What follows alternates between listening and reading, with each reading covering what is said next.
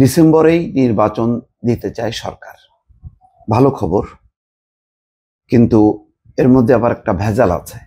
তার আগে যদি স্থানীয় সরকার নির্বাচন জুন মাসে বা জুলাই মাসে হয়, তাহলে কিন্তু সত্যি সত্যি সমস্যা হবে নানান কারণে। কারণ হলো এই, যেহেতু প্রশাসন, পুলিশ এগুলি খুবই এখন বিধ্বস্ত একটি অবস্থা। তাদের পক্ষে শক্ত অবস্থানে দাঁড়িয়ে যেমন তত্ত্বাবধায়ক সরকার আমলে নির্বাচন হয়, তেমন নির্বাচন করাটা বেশ কঠিন বলে আমার কাছে মনে হচ্ছে। এখনো ওই আস্থার জায়গাটা পাচ্ছি না যে খুব সুন্দরভাবে নির্বাচন হবে, একেবারে খুব কঠিনভাবে কোনো ক্ষমতার প্রভাব, টাকার প্রভাব সেখানে পড়বে না প্রশাসনের উপর, পুলিশের উপর। একমাত্র সেনাবাহিনী পারবে, কিন্তু সেনাবাহিনীর সেই সদস্য সংখ্যা বা সেই কাঠামো নেই ব্যাপকভাবে। তাদের তত্ত্বাবধানে যদি একটা নির্বাচন হয়, স্থানীয় হোক বা জাতীয় নির্বাচন হয়, সেটা সুষ্ঠুভাবে হবে। সেটা যদি করতে হয় তাহলে ছোট ছোট ব্লক করে করতে হবে, অর্থাৎ লম্বা সময় ধরে করতে হবে। একবারে পারবে না। জাতীয় নির্বাচন যেমন একযোগে হয়, সেটা পারবে না। আবার স্থানীয় সরকার নির্বাচন তো এক ধাপে হয় না, সম্ভব না। 4-5 ধাপে হয়, 6 ধাপেও হয়েছে। এটা এরকম 15-20 ধাপে করতে হবে, এছাড়া কোনো উপায় নেই। যদি এখনকার অবস্থা, প্রশাসন পুলিশের অবস্থা বুঝে যদি আমি কথা বলি, তাহলে তেমনটাই। কিন্তু এলোমেলো নির্বাচন, গোলমেলে নির্বাচন, জালিয়াতি নির্বাচন, সেটা তো আর নিশ্চয়ই প্রত্যাশিত না। সেটা শেখ হাসিনার আমলে ওরা যে কোনো সময় তাদের মতন করে একতরফা নির্বাচন এটা করতে পারে। কিন্তু সত্যিকারের একটা আদর্শিক নির্বাচন, যেহেতু 3টা নির্বাচন গোলমেলের নির্বাচন হয়েছে, একটা ভালো নির্বাচনের জন্য মানুষ মুখিয়ে আছে।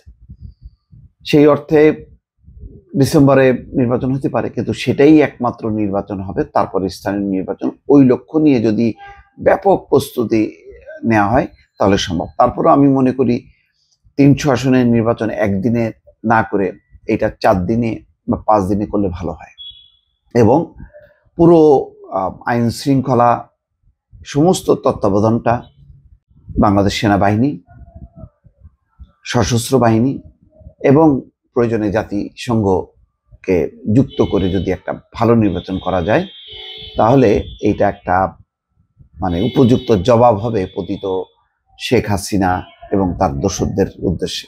এখানে বলা হচ্ছে খবরে যে আগামী ডিসেম্বরে জাতীয় সংসদ নির্বাচন দিতে চায় অন্তর্বর্তী সরকার। কোনো কারণে ডিসেম্বরে সম্ভব না হলে নির্বাচন বড়জোর মাসখানেক পেছানো হতে পারে।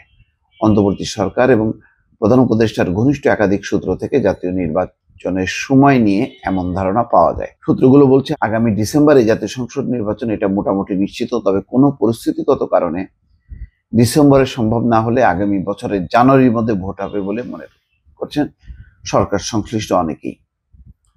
এর কারণ হচ্ছে আগামী বছরের ফেব্রুয়ারিতে পবিত্র রমজান শুরু হবে, আর রমজান ও পবিত্র ঈদুল ফিতর মিলিয়ে 1.5-2 মাসের মধ্যে নির্বাচন আয়োজন করা সম্ভব হবে না। এরপর কালবৈশাখী এবং বর্ষা মৌসুম, সাধারণত বর্ষায় জাতীয় নির্বাচন আয়োজন করা হয় না। সেক্ষেত্রে ডিসেম্বরে সম্ভব না হলে 2026 সালের জানুয়ারিতে নির্বাচন আয়োজন করতে হবে। ডিসেম্বর, জানুয়ারি এই 2টা মাস বেস্ট, এখানে বিএনপির কোনো আপত্তি থাকবে না। কিন্তু ওই যে বললাম যে একটা প্যাচ আছে, সেটা হলো স্থানীয় সরকার নির্বাচন। এরকম কিন্তু নির্বাচন একটা ধারণা জেনারেল ওয়াকারও দিয়েছিলেন 18 মাসের মধ্যে, বলছেন যে নির্বাচন সম্ভব। সেই অনুযায়ী কিন্তু ডিসেম্বর জানুয়ারি। ব্রিগেডিয়ার শাকত বলেছেন অক্টোবরে তফসিল, ডিসেম্বরের নির্বাচন, জানুয়ারির মধ্যে নতুন সরকার। মোটামুটি আভাস ইঙ্গিত কিন্তু পরিষ্কার।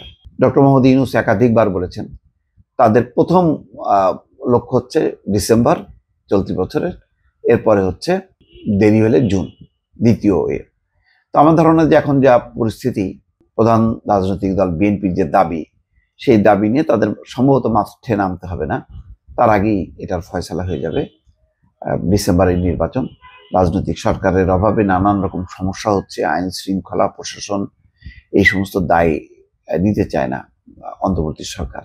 এবং এখানে প্রধান উপদেষ্টারা সবাই সুশীল সমাজের প্রতিনিধি, তারা এত বিতর্কের মধ্যে না থেকে তারা ন্যূনতম একটা আদর্শিক একটা সংস্কার প্রস্তাব দিয়ে তারা ঘরে ফিরতে চান।